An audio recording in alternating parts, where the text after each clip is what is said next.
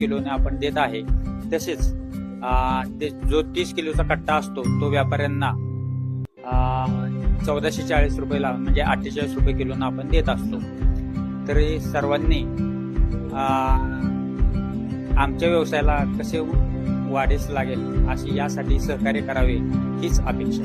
Thank you. तर मंडळी, आता तुम्ही बघू शकता मी आहे साताऱ्यातल्याच कृषी प्रदर्शन मध्ये मी असे आणि आता ह्या एका युनिटला मी भेट दिली. म्हणजे एक नवीनच एक स्टॉल असा, तो स्टॉल म्हणजे आहे श्रीराम पोहा.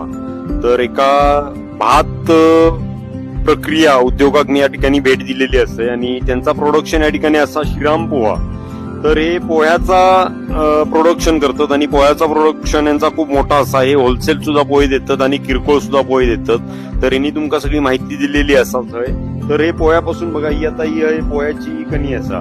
तर या कणीपासून ते इतर बायो प्रॉडक्ट्स म्हणून पोह्याचे लाडू पोह्याचे पापड तयार करता ना तुम्ही. तर पोह्याचे पापड तयार करतात. त्याचबरोबर ह्यो कुंडो असा, तर ह्यो आपल्याकडे जनावरांका घालण्यासाठी कुंडो वापर करतात. तर ही जनावरांका घालण्यासाठी सुद्धा हे असे यांचे बायो प्रॉडक्ट्स तयार होतात. तर ह्यो कच्चो माल दाखवलेलो असा. म्हणजे आमच्याकडे या भाताक दयाचा भात बोलतात, जयाचा भात.